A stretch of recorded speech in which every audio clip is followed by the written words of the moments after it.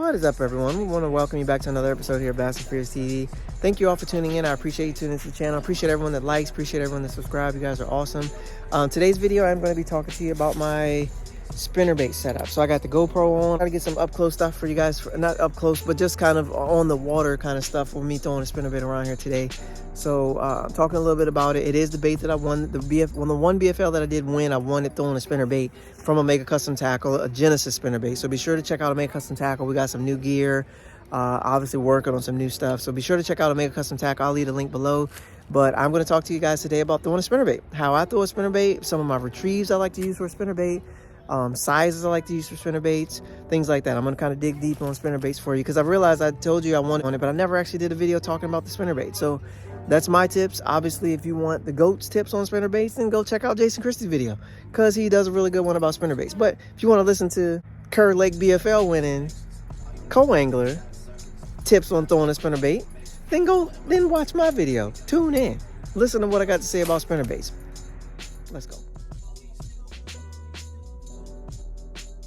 So I want to talk to you guys a little bit today about my spinnerbait setup. Now I showed you guys, I told you guys before that I won the BFL throwing a spinnerbait. It was an Omega Custom Tackle Genesis spinnerbait, but it was a white and chartreuse one. So not this one, but it was a white and chartreuse one. But it still had a big six something inch blade, and it did have a Colorado. Had a willow and a Colorado on it though, so some comparable combination. And it was a half-ounce spinnerbait that I was throwing all day.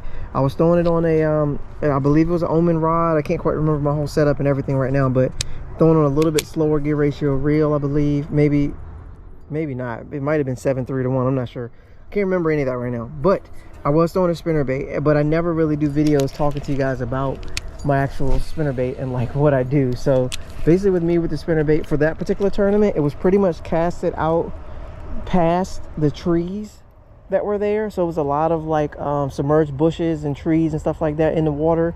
So basically I cast it as far back into the trees as I could, and then I would bring it past individual ones and they would come up and they would smack it. Or if I saw a lay down on the side, I would cast obviously all the way to the base of the lay down, blow down maybe. I would cast all the way to the base of it, and then I would just bring it past that. So kind of open water spinnerbait fishing is not what I was doing, and I rarely do open water spinnerbait fishing, just kind of like I'm doing right now. I'm just casting out in the middle of nowhere and bringing it back. But the big thing was that the blades turning the way they are, the giant nature of the blades. These are big blades, big spinnerbait, half-ounce spinnerbait. And then also too, you guys see the trailer. I had an X-Zone lure swammer on there. So this one is a great trailer, but this one needs to be changed because I don't know if you can tell right there, but look where it's at on the bait. It's not even in the center anymore. So this spinnerbait runs crooked because this bait is running crooked, and I didn't do it that way. That's just what's left of the bait. It just runs crooked. So every time I'm casting out, it'll make my spinnerbait seem like it's not quite going the proper direction when it actually is.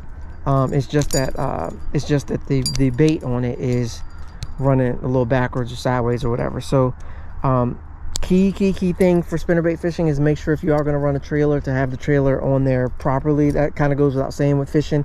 I was running a trailer hook on mine. I took the trailer hook off like midway through the day or so, but trailer hook did actually hook one fish for me. It only got the trailer, or stayed hooked on the trailer.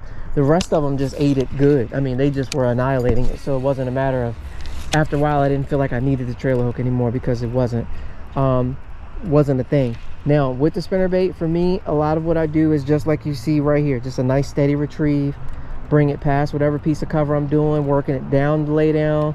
I'll bump the lay down, I'll bump the tree, the bush. If I'm throwing it at rocks, I parallel the rocks and I'll make sure it hits like every rock that's available to hit. That's usually how I fish my spinnerbait. I'm throwing it in just a nice steady retrieve. I'm slowing it, but there are times when I'll cast it out, I'll let it sink to where I think it almost hit the bottom, especially if there's grass. I don't want it to get hung up in the grass and waste the cast. So I'll let it sink to where I think it's almost about to hit the bottom, and then I'll start a nice steady retrieve. So this is pretty much how I do my spinnerbait retrieve. Something like this. Pretty straightforward on my spinnerbait retrieve. It's either going to get chewed or it's not. Nice and steady. And like I said, you just got to be mindful. Whenever those blades stop spinning, whenever you stop feeling blades spin, you got to yank. Like there's no question. You have to yank because blades don't just stop spinning. Now, there are other times when I fish it like this. So I don't know if you can see. I fish it to make it blow out of the water like that. Especially if there's a lot of activity, I'll go with a faster gear ratio reel when I'm doing that. This is like a 6:1 or something. I like a 7:3 if I'm doing that other retrieve. I'll make it, especially if I see stuff, if I see bait and stuff blowing up everywhere and I'm fishing a spinnerbait, I'll cast it out. I'll do it really close so you guys can see. I'll do it like that. I'll reel as fast as I can to make it like pop out of the water. Sometimes it'll mess my blades up, sometimes it won't, but I'll reel it really fast and make it blow out of the water, to make it look like, you know, you got the first splash and it looks like it's running from something. I'll get it like right to the top. I'll stop, but like right there, I'll let it go, and then I'll make it kind of where you can see it waking on the surface.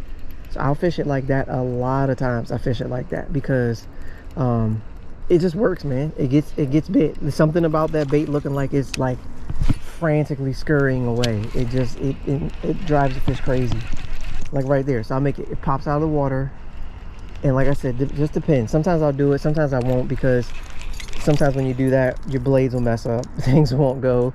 The other thing is too, that you guys watch some videos, but you can like crimp it down to make it run a little tighter, faster kind of deal. So I'll do that, blow it out the water, bam, I blew it out. I did it too fast, but I still blew it out. Then I'll just nice steady retrieve after that.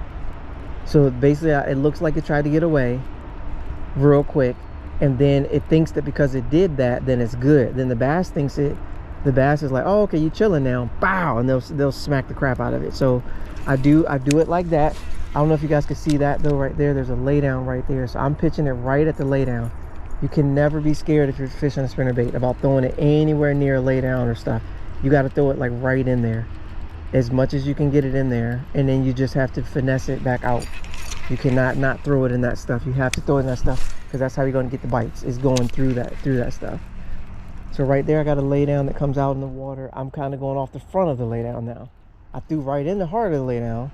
Now I'm throwing off the front of the laydown. So if they weren't tucked in and wanted to eat it, and they were sitting off or roaming, because as you guys see, I got low light conditions out here. If they're roaming around type of thing, I still want to catch them. So I cast up in the laydown, then I'll cast out towards the front of the laydown. I'll try to go beside the laydown. I'll try to go to the next laydown and run into the first laydown, like all of that. Right there, I just bumped a piece of wood. So good. If there was a fish there, I'd have got bit just now. So this right here tells me that they're not biting right there. The fish are not there. Fish are not in that spot. So pretty much I probably won't make that cast again for another like 20 minutes, because they're not there. So I'll make this cast, long cast, right before I think it's hitting the bottom. I'll start my retrieve. Now I can tell something's wrong because the bait's just coming right back. There it is. Now I feel the blades.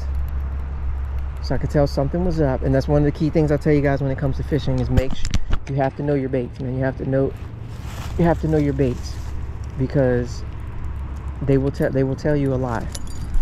They'll tell you a lot right there. So that whole cast, I kind of felt like it was off, but I wasn't sure. Kind of felt like it was off, wasn't sure. Realized it as it got up here that the line was tangled, so it was off. It corrected itself, but then it messed itself up again. So here we go. I got it almost right to the bottom. Slow retrieve out here, pretty much, and I'll get into a deal where I'm going as slow as I can. This is as slow as I can go without it just falling into the ground. Slow as I can go. Slow, even slower. Blade stopped. See, I felt the blade stop. Whether they bumped a piece of grass, I don't care what they did. I'm usually yanking, and I'm usually yanking pretty hard with the spinnerbait. I'm usually yanking pretty hard because I'm trying to drive that hook into him. I'd love to catch one and show you guys the flip in. Usually when I'm fishing spinnerbait fish, I never get them and try to like finesse them in the net. Usually if I get a spinnerbait fish and he's coming towards me, I can get him towards me, I'm flipping his butt in the boat. If I'm with somebody, I'm fishing with somebody and they want to get a net, then cool, get a net. But usually on spinnerbait fish, for me, I'm going for it. I'm getting them coming towards me and I'm going that way. Now, a little bit faster retrieve. Like I said, this isn't the blow it out the water retrieve. This is just a little bit faster retrieve. So I'll do like this. And I'm telling you what, guys, if you were able to see my retrieve I'm talking about, that one where I blow it out the water real quick, if you were able to see that, oh man, in action and actually have a fish bite it, because it was actually fish time, That's more of like a summer kind of, fall kind of deal, where I can just get loose with it and try a bunch of stuff.